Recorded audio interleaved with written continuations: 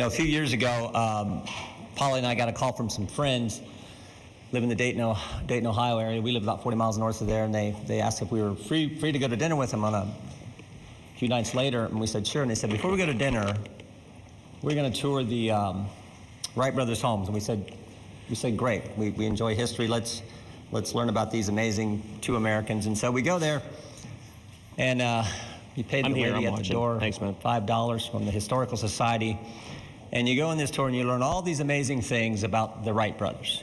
You learn about the bicycle shop and the other things, the gadgets and gizmos they tinkered with and built. Fascinating tour.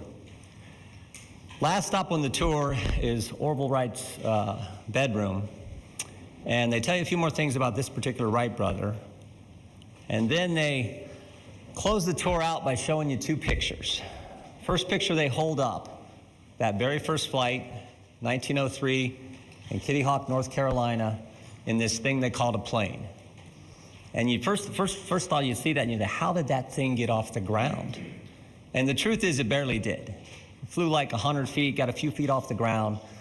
And you're thinking about that, you sort of remember that picture from 8th grade, 9th grade, whenever they teach you that in school. And I thought, well, that's amazing. They put that picture down, and then they hold up a second picture. 44 years later, 1947, Chuck Yeager breaking the sound barrier in a jet. And I was like, wow, that I didn't know. That's amazing. In 44 years, we go from two guys flying 100 feet to another American breaking the sound barrier in a jet. And literally, that was the end of the tour. They put that picture down, and Polly and I start walking out. And as we're walking out that door, it hit me. Wait a minute. Why did they stop there?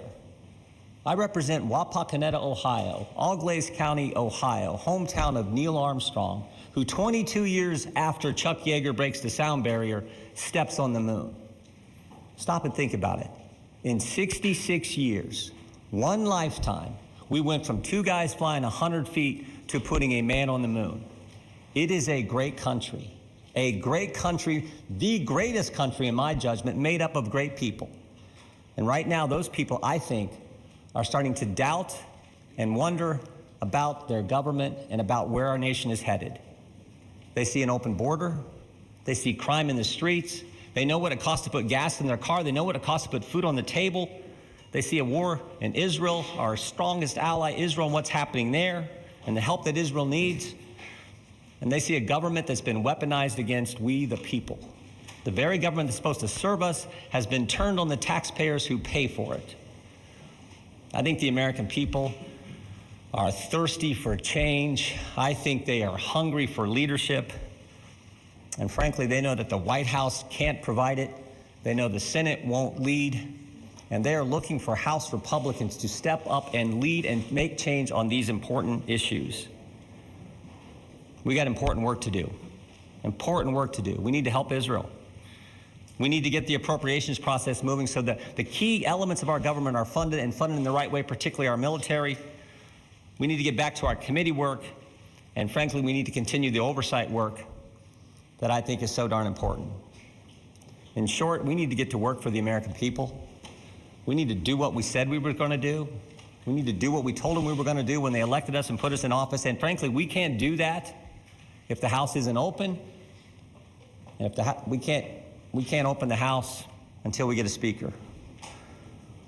My favorite scripture verse is 2 Timothy 4:7. Paul's the old guy giving advice to the young guy, Timothy. And he says, fight the good fight, finish the course, keep the faith. And I tell folks, I love that verse because of the action in it. Because of the word. Americans aren't timid folks, they're people of action. And the words in that verse, fight, finish, keep, I think fit the American spirit. Americans expect their government to fight for them. They expect us to finish our work, and they expect us to keep faith with the principles and values that made us the greatest nation ever, made us the nation that could go from the Wright brothers to Neil Armstrong. That's what we have to keep in mind. And that's the kind of attitude I think we got to have. The quickest way to get all this working is to get a speaker elected. That's what I hope we can do today. I'll take your questions. Good morning. So lay out your path. are you just going to call roll call vote after roll call vote today and tomorrow and into the weekend and try to wear your opponents down? Because it didn't seem like you made any progress yesterday either. Well, you all said that we were going to lose between the first vote and the second vote. You all said we were going to lose 10 to 15 votes. We stayed the same. We picked up a few. We lost a few. I think the ones we lost can come back. So, look, there's been multiple rounds of votes for Speaker before. We all know that. I just know that we need to get a Speaker as soon as possible so we can get to work for the American people. Thank you, Congressman. So just to be clear, do you plan to grind this out this weekend if you don't get the votes today? And then secondly, President Biden, as we heard last night, is sending a $100 billion foreign aid package here to Congress. Is that something that you're making the case for why we need to get the House open so we can evaluate the package. We can't do that, can't vote on that, can't pass anything in that until we get the House open. So I got to see the package, but we certainly need to help Israel. But I got to see the package. But again, we can't do that if the House isn't open. All the more reason why we need to get the House open as soon as possible. Mr. Jordan, what do you say to the people of Israel, Prime Minister Netanyahu, that you're not able to provide aid to Israel because the House is so locked up? Again, I think you're making my case. I got 200 votes, the Speaker designee from my colleagues. The sooner we can get this accomplished, the better for the American people who expect us to work for them and for our friends and allies like the great state of Israel. In your conversation with members yesterday, were you able to get any of the ones who didn't support you previously to pledge to you that they would switch their votes for you? We had a good conversation, and we'll continue to do that. But as I point out, the fastest way to get to work for the American people is to elect a Speaker so the House can be open and we can get things done. I'll take a couple more. Mr. Chairman, thank you. Congressman has said that one of his doubts are the 2020 election and your view on that. So I'm going to ask you two related questions. One, what was your intent when you emailed a memo to the Chief of Staff, Mark Meadows, suggesting that Vice President Pence that he should forego any unconstitutional votes? And do you believe the 2020 election is stolen?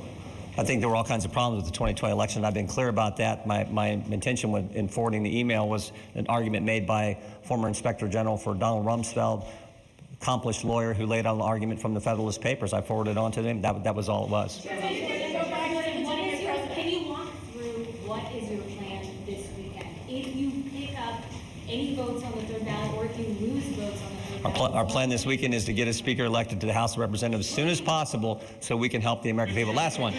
What is your message for the people of Israel about wasting everyone's time when you clearly don't have the votes to be Speaker? We stand with Israel. I've been there 5 times. Amazing people, amazing country, and we should do everything we can to help them. The quickest way to do that is to elect a Speaker. Thank you all very much.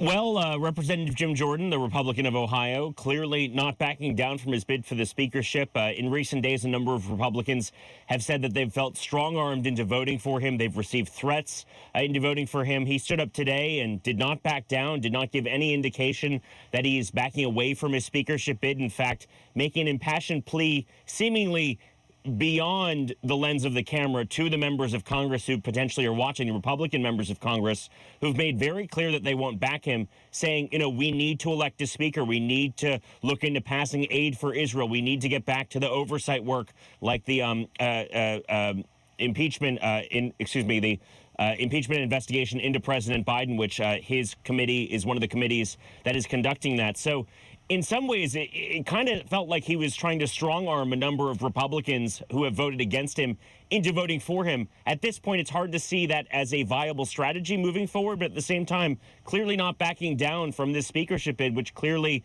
is not really headed toward victory today. Yeah, and he said some of the votes that he lost, he thinks that they can get back, and they had good conversations. But he also mentioned, too, there's been several rounds of votes before.